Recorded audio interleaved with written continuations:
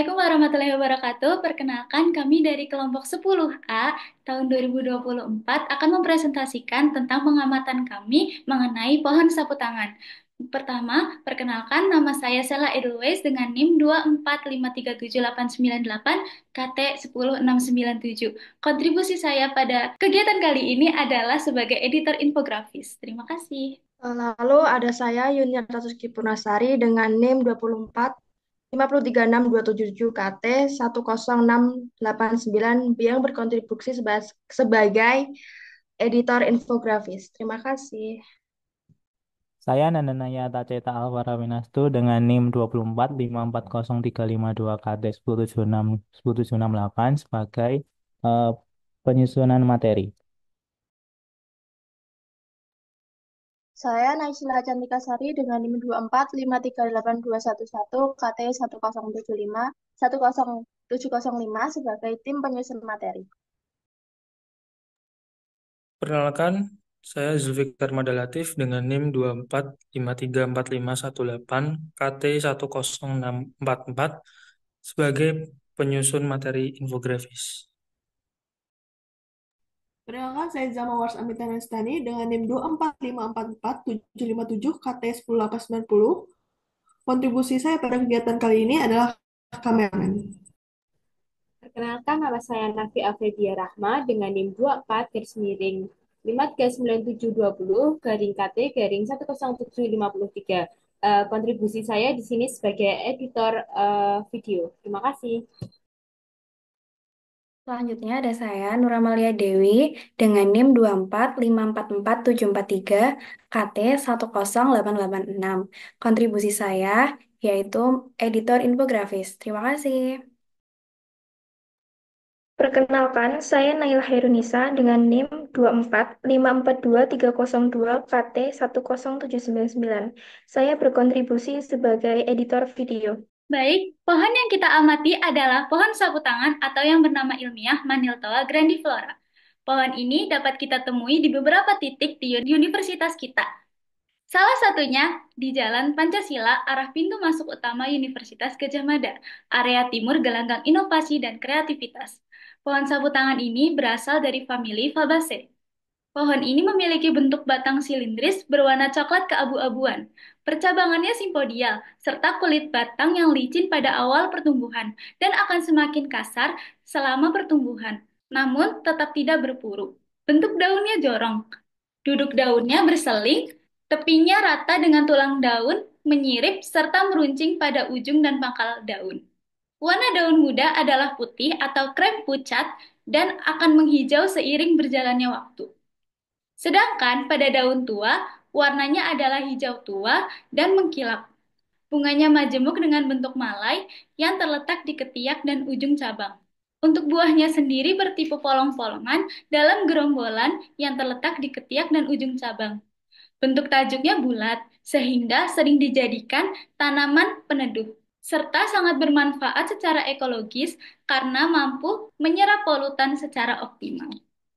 Lalu ada gangguan biotik. Di sini, gangguan biotik pada pohon adalah gangguan yang disebabkan oleh organisme hidup seperti bakteri, virus, jamur, serangga, dan hewan lainnya. Gangguan ini dapat menghambat pertumbuhan pohon, merusak jaringan tanaman, atau bahkan menyebabkan kematian pada pohon. Berikut adalah beberapa jenis gangguan biotik yang sering terjadi pada pohon, yaitu ada penyakit jamur, lalu ada infeksi bakteri, serangga-serangga, virus, parasit tanaman, dan penanganan gangguan biotik pada pohon biasanya melibatkan langkah-langkah seperti pemangkasan bagian yang terinfeksi, penggunaan pestisida atau fungisida, serta pengendalian populasi serangga. Lalu, ada gangguan abiotik, di mana gangguan abiotik adalah gangguan dalam ekosistem yang disebabkan oleh faktor-faktor lingkungan hidup, seperti kondisi cuaca, biologi, atau unsur-unsur fisik atau kimia. Berikut adalah beberapa jenis gangguan abiotik dan dampak pada ekosistemnya. Yang pertama ada perubahan suhu ekstrim, contohnya gelombang panas atau dingin ekstrim. Dampak bagi tumbuhan yaitu suhu tinggi dapat menyebabkan kematian pada tanaman dan hewan yang tidak bisa beradaptasi. Sementara suhu udara rendah bisa merusak jaringan tanaman dan mengurangi aktivitas hewan. Lalu yang kedua ada kekeringan. Contohnya, kurangnya curah hujan untuk jangka waktu yang lama. Dampak dari kekeringan sendiri yaitu tanaman menjadi sulit tumbuh, menyebabkan penurunan produksi pangan bagi hewan herbivora. Ini mengganggu rantai makanan dan dapat menyebabkan kepunahan lokal pada spesies yang bergantung pada air dan vegetasi. Selanjutnya ada definisi gulma. Gulma adalah tumbuhan yang tumbuh di tempat yang tidak dikehendaki dan memiliki dampak negatif secara langsung maupun secara tidak langsung terhadap tumbuhan inangnya. Contoh dampak negatifnya seperti kompetisi untuk sumber daya. Gulma dapat menyebabkan kerugian karena mengganggu pertumbuhan tanaman utama. Karena adanya kompetisi untuk mendapatkan air, sinar matahari, unsur hara, ruang tumbuh, dan udara. Selanjutnya adalah sebagai inang hama dan penyakit. Gulma dapat menjadi tempat hidup sementara bagi hama dan penyakit yang berpotensi menyerang dan menginfeksi tanaman inang. Selanjutnya ada sebagai tempat produksi senyawa alelopati. Beberapa jenis gulma dapat mengeluarkan senyawa alelopati yang dapat mengganggu pertumbuhan tanaman inang. Senyawa alelopati ini dapat membuat penyerapan hara, pembelahan sel-sel akar, sintesis protein, dan aktivitas enzim. Yang terakhir adalah menurunkan mutu hasil panen. Kontaminasi dengan bagian-bagian gulma dapat menurunkan mutu hasil panen. Biji-biji gulma yang ikut terpanen dan tercampur dengan hasil panen dapat meracuni atau mengotori produk pertanian. Untuk itu, perlu adanya tindakan pencegahan dan pengendalian agar gulma tidak tumbuh dan mengganggu kesehatan serta mengganggu produktivitas tanaman yang kita tanam. Selanjutnya ada hama. Hama merupakan organisme hidup seperti serangga, jamur, rumput liar yang memiliki efek merusak pada tanaman pangan, produk atau hasil budidaya, dan hewan ternak. Sedangkan serangga hama itu merupakan serangga yang hidup di dalam hutan dengan memanfaatkan tanaman hutan sebagai tempat berkembang biak dan sumber makanan sehingga menimbulkan kerusakan pada hutan. Untuk cara pencegahannya sendiri dapat dibersihkan dengan pemangkasan rutin, juga pemberian bahan-bahan kimia. Oke, selanjutnya ada gangguan biotik pada pohon sapu tangan. Yang pertama ada daun berlubang. Daun berlubang ini merupakan gangguan biotik yang disebabkan oleh ulat kantung pagoda atau dengan nama ilmiah Pagodyla hitmeyeri. Ulat ini disebut kantung pagoda karena memiliki bentuk unik seperti pagoda dan dapat ditemukan di permukaan bawah daun pohon sapu tangan.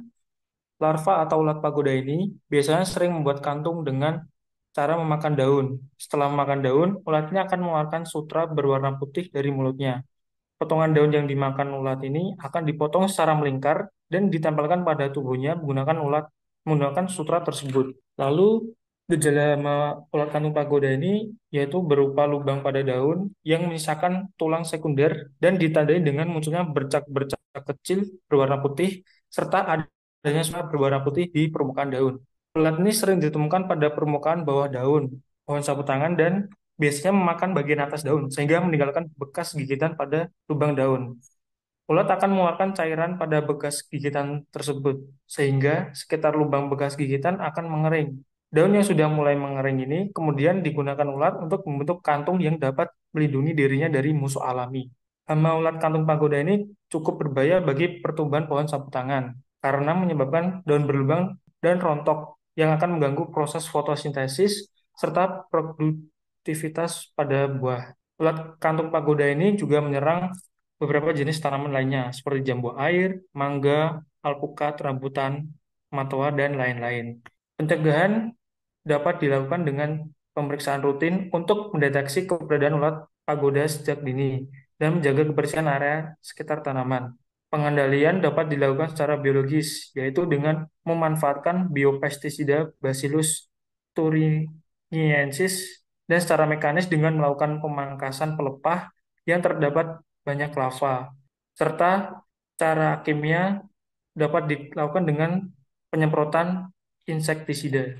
Selanjutnya, saya akan menjelaskan terkait Pyrosia longifolia. Pyrosia longifolia merupakan tanaman epifit. Ia hidup dengan memanfaatkan pohon lain untuk mendapatkan posisi yang lebih baik saat berfotosintesis. Namun, tumbuhan ini tidak mengambil nutrisi atau air dari tanaman inangnya. Sebaliknya, mereka memperoleh nutrisi atau air dari udara, hujan, dan materi organik di sekitar akarnya. Bentuk daun memanjang, sempit, dan berbentuk linear lancet dengan ujung runcing. Warnanya hijau tua dan mengkilap. Terlihat kekuningan apabila kelembapan terlalu rendah dan terlalu sering terkena sinar matahari secara langsung.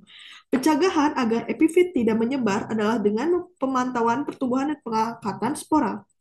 Bila epifit tumbuh pada lingkungan yang tidak diinginkan, pengendalian dapat dilakukan dengan dua cara, dengan mekanis dan kimia. Jika dengan cara mekanis, pemangkasan manual, penyiangan akar, dan pemindahan tanaman epifit. Jika dengan cara kimia, penggunaan herbisida, dan dengan cara lingkungan adalah modifikasi habitat dan kontrol pencahayaan.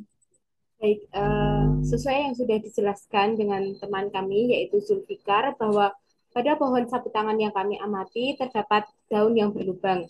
Hal tersebut disebabkan oleh salah satu hama, yaitu ulat. Berdasarkan metamorfosisnya, hama dibedakan menjadi dua, yaitu hemimetabola atau serangga dengan metamorfosis tidak sempurna, dan juga holometabola atau serangga dengan metamorfosis sempurna. Nah, ulat ini merupakan salah satu hama yang termasuk dalam bagian holometabola. Ulat merupakan salah satu hama yang sangat merugikan. Ulat dapat menyebabkan kerusakan yang serius pada pohon dengan memakan daun, mengganggu fotosintesis, dan menurunkan kesehatan pohon. Jika tidak ditangani, ulat dapat menyebabkan pohon melemah, berhenti tumbuh, atau bahkan mati. Selain itu, ulat juga dapat menyebabkan penyebaran penyakit yang memperburuk kondisi pohon. Sesuai yang sudah disampaikan teman saya Yuniar, jadi kita dapat menyimpulkan gangguan biotik adalah perubahan dalam ekosistem yang disebabkan oleh interaksi makhluk hidup. Gangguan ini dapat menyangkut predasi, kompetisi, penyebaran penyakit, serta aktivitas manusia yang mempengaruhi keseimbangan ekosistem. Gangguan biotik adalah penyakit yang disebabkan oleh patogen, yaitu organisme yang bersifat parasitik dan dapat menular dari satu tanaman ke tanaman lain. Contoh patogen yang menyebabkan penyakit tanaman adalah virus, bakteri, dan jamur. Gangguan penyakit biotik pada tanaman sapu tangan yaitu daun berlubang. Selain gangguan biotik, penyakit tanaman juga dapat disebabkan oleh faktor abiotik. Gangguan abiotik adalah gangguan dalam ekosistem yang disebabkan oleh faktor-faktor lingkungan non-hidup, seperti kondisi cuaca, geologi, atau unsur-unsur fisik dan kimia. Gangguan penyakit abiotik pada tanaman sapu tangan yaitu suncal, lichen, dan bunga layu. Seperti yang sudah dijelaskan oleh teman kami, hama adalah organisme hidup seperti serangga, jamur, atau rumput liar yang memiliki efek merusak pada tanaman pangan, produk atau hasil budidaya, dan hewan ternak. Contoh hama yang terdapat pada infografis yaitu hama semut dan ulat. Semut sebagai hama karena ia merupakan indikator adanya hama lain, sedangkan ulat dapat merusak berbagai bagian pohon, terutama daun. Gulma adalah tumbuhan yang tumbuh di tempat yang tidak dikehendaki dan memiliki dampak negatif secara langsung maupun secara tidak langsung terhadap tumbuhan inangnya. Contoh yang kami dapat adalah Pyrosia longifolia sebagai epifit. Meski tidak merugikan secara langsung, tetapi tanaman ini dapat mengurangi keindahan tanaman sapu tangan. Oke, jadi sekian presentasi dari kelompok 10A PKH 2024. Saya Zulfikar Madalatif selaku Ketua Proyek kelompok PKH 10A 2024 mengucapkan banyak terima kasih kepada teman-teman yang telah berantusias dan berkontribusi dalam pembuatan video dan infografis ini.